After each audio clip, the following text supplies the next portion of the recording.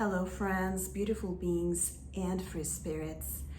I am here today to talk to you about how to overcome feelings of anxiety and fear, especially now that we are living through the coronavirus. And this is causing a lot of anxiety and even panic attacks and fear in people.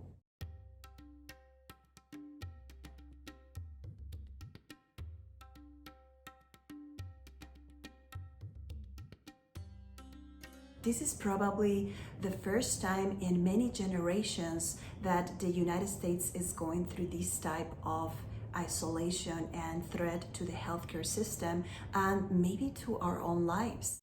I am here to provide with some tools to manage your anxiety. And look at it this way, every difficult situation in life is a great opportunity to grow and learn. This could be a great time for you if you are isolated at home to improve yourself, to learn new skills, and to recap or reevaluate your priorities in life, where your life is going. First, let's look at what is anxiety. Anxiety is an excessive and persistent feeling of apprehension, worry, tension, and nervousness over everyday situations. Anxiety is characterized by fear. Fear is the underlying psychological state, and anxiety is the most common mental health problem in America. Let's look at how anxiety feels for people. With generalized anxiety, people have an endless list of possible catastrophes that may occur at any time, and they are unable to sleep. They feel agitated, shaky, or rattled. They are unable to relax. They are irritable or they have anger outbursts. And they have a sick feeling in their stomach. Let's go now see panic attacks. So panic attacks can be part of an anxiety disorder. A lot of people have said that they have feelings of losing control, chest pain or pressure, increased heart rate, palpitations, lightheadedness, dizziness. They also feel tense or shaky, or they tremble. They have physical symptoms of trembling. Some people feel hot or grasping for breath. They feel a shortness of breath, choking sensations, and sweating, hot flashes, or chills. Life can change dramatically. The fear and the avoidance shrinks that person's world. It becomes very limited to very limited social situations. They fear venturing into new experiences. Does it get better? Yes, it does. Thousands of people with anxiety have reduced the intensity and the negative effects of their anxiety. They go on to live productive lives, even with periods of distress. So anxiety sometimes in people, it doesn't go away completely, but they learn to manage it in a way that doesn't interfere with their life. There is a significant reduction in anxiety of a 60 to 80% of people in therapy. And symptom-free, there is a lot of research studies that say that between 25 and 40% of people in therapy for anxiety disorders, they have overcome their symptoms completely. What therapy helps reduce anxiety disorders, panic attacks, and even phobias?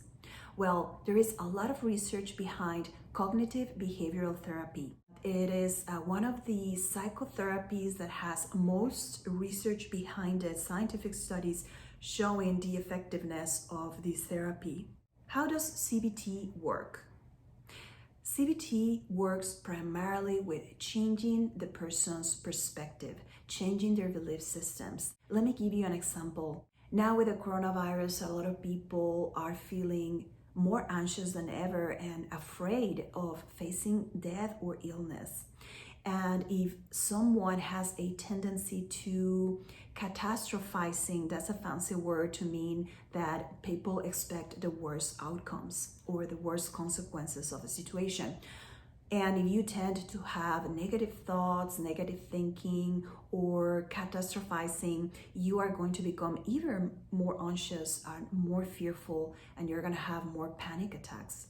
So what CBT does is it helps you bring your mind to a state where you don't tend to go to that pattern of thinking the negative things, thinking catastrophes are going to happen, or that the worst is coming. CBT works in this way. The counselor takes the event, analyzes the trigger that the person has, and the thoughts that this trigger originates, the perception or the interpretation that the person is giving to these thoughts. And then the thoughts produce our feelings. So we are going to analyze how we feel when we think a specific way. Maybe we feel tense or anxious or nervous. In cognitive behavioral therapy, like most therapies, we do an assessment. And this consists of focusing on the history, the nature of anxiety, the symptoms that the person is having, and how they are coping with their anxiety.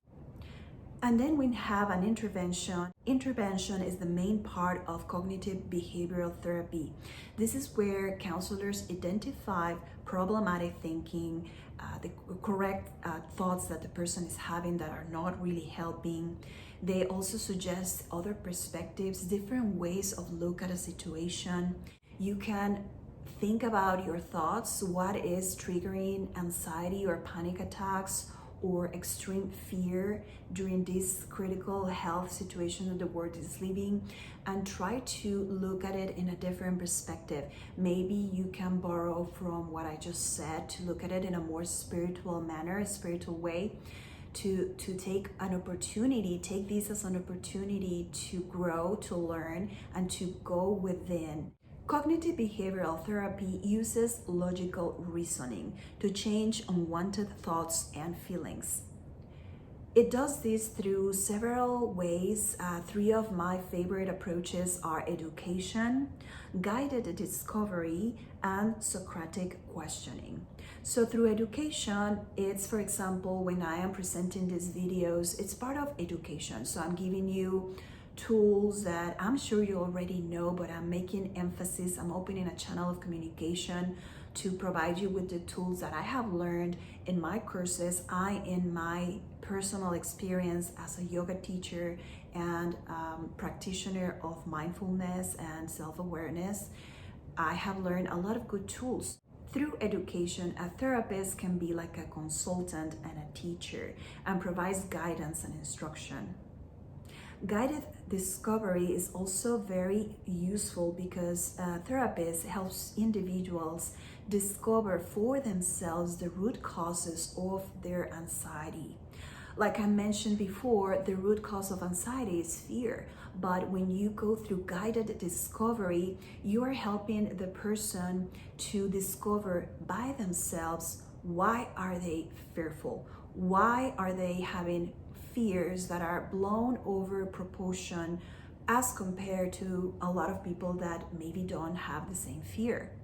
So as you can see, if you really think about this, the fear is not in the thing itself, because for one person, maybe this coronavirus is not as threatening as for somebody else, because maybe they have learned to see life from a different perspective, to accept fate with trust, and to trust the universe, universal intelligence, or God.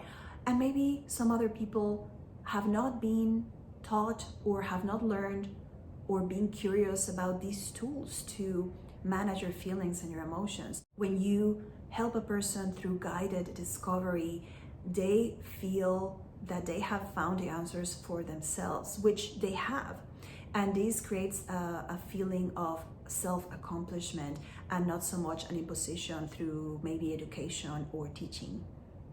And also the Socratic questioning is wonderful because these are questions and analysis of the answers to emphasize beliefs, thoughts, and emotions that may be causing problems like anxiety or depression or panic attacks. Question and answer is a method that is being used in many cultures in Asia, in Europe, and in America over the centuries. The Socratic method was used in Greece many centuries ago to teach disciples and to learn and to also self-discover. Cognitive behavioral therapy focuses on logical reasoning. What is logical reasoning? Given this premise, a logical consequence follows. There is a precondition and a conclusion. Let's say that I tell you that when it rains, everything gets wet. That's a premise. So if I say when it rains, the grass gets wet, that's a conclusion based on the premise. What is the truth of that conclusion? That is what CBT explores. It can only be determined by the truth of the premise. So this means that if I say when it rains, everything gets wet, that premise has to be true. It has to have a solid foundation, not just based on beliefs or subjective perceptions. And if this premise is correct, the conclusion or the consequence should also be correct. The way anxiety works is that in most people with anxiety, these fears are blown over proportion. They are overestimated. They are given too much importance. People tend to think about specific things constantly all the time, ruminating thoughts and catastrophizing. So it tends to be a very negative thinking, goes in a circle and never stops. And when we help people to think about that premise, that foundation, and see it from a different angle, a different perspective, a more spiritual approach, then the effects are going to be different, the thoughts are going to be different, and the emotions are going to change. People have common fears like dying, losing control, losing consciousness in public, having panic attacks, fear of the future, uncertainty of what's to come, adverse outcomes, having negative consequences. People are also very afraid of that. Sometimes threatening life circumstances like what we're going through right now with coronavirus is a life-threatening situation. And people tend to react in a very negative way if they already tend to have anxiety and fears. They also fear negative evaluation. They are very fearful of embarrassment and humiliation. The main issue here is that the way we think causes anxiety to persist. This means that we are unable to turn it off. And this is all based on the way we think. Understanding our thinking is a critical first step in managing your anxiety and your fears. People also have difficulty catching their own anxious thinking. People are overly focused on a threat and danger. They overestimate danger and threats. Again, right now with this situation that we are going through with the coronavirus, if you are overly focused on the danger of the virus and the deaths that you hear on social media and the news, you're gonna give it too much importance. And the spiritual approach to this is to trust destiny. It's not a fatalistic perspective in life. Quite the opposite. Is a surrender to a higher intelligence. Maybe this is a consequence of our past actions as countries, as individuals, in not respecting wildlife or animals or nature around us. So this is a natural balance of the universe and of Mother Earth. Believe in yourself.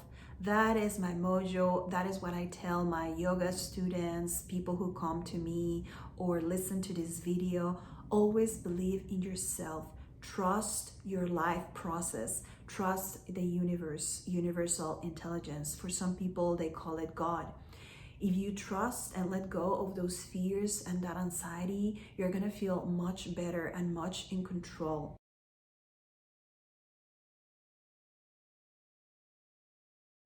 What about people who don't understand logical reasoning? Like maybe that's not the way you think.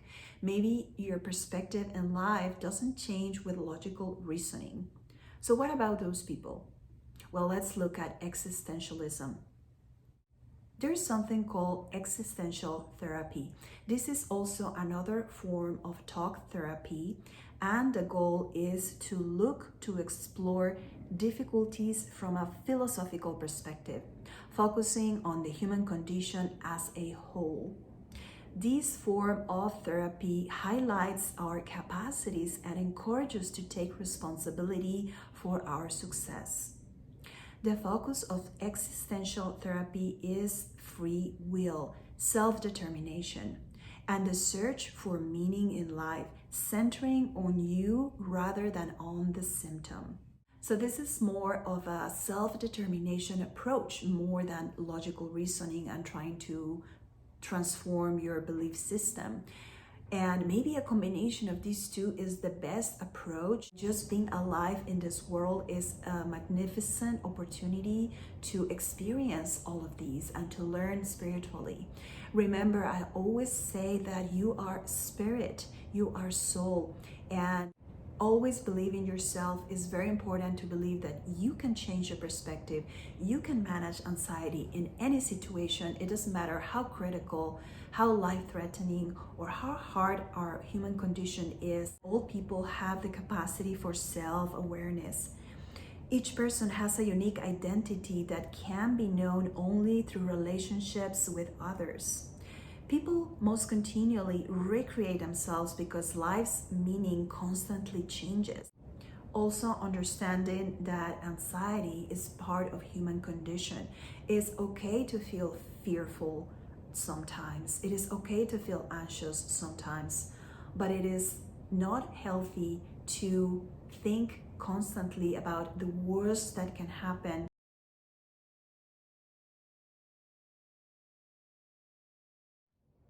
In difficult situations, people ponder more than ever before, do we have free will or do we have a destiny? Can we control a disease from invading the entire world, or this is our destiny and we should just accept it? But probably you already answered this for yourself. It's not either one or the other. We have free will. We make choices every day of our lives, and we also have a destiny to fulfill. We are here in this world for a purpose, for a global, universal purpose, which is self-knowledge, self-realization, and self-discovery, to grow spiritually. Every day we make decisions, like if we decide to take care of ourselves right now, wash our hands every day, several times a day, use antibacterial, and be careful with the surfaces we touch, and keep physical distance with people for a while. These are decisions that you make right now based on your self-determination, your free will. But there's also a destiny, and whatever happens is gonna happen. When we talk about destiny, we refer to this hidden power that manages and keeps this universe going and evolving. And it is part of our universal consciousness and our soul, an individual soul in each of us. And when we talk about this hidden power, what are we talking about? We're talking about consciousness. It's called so many names. It has been called the light of consciousness, self-awareness, universal intelligence, God, spirit, soul, Atman, Alma, spiritual body, or Ba. Ba is the name that the Egyptians gave to the soul. In Spanish, it's called Alma. Atman is in India. They call Atman the soul, the spirit. There are many anecdotes and biographies of people who have connected with this light of consciousness, with God, with this spirit. And it is up to you if you want to learn how to connect to it or not. People are at different spiritual levels, and this is a great opportunity now that we are more isolated and reflecting on life and destiny, to learn how to go within and trust the universe, trust your life process. That's all, friends. Thank you for watching. As always, take care of yourselves, stay healthy, and I will see you in the next video.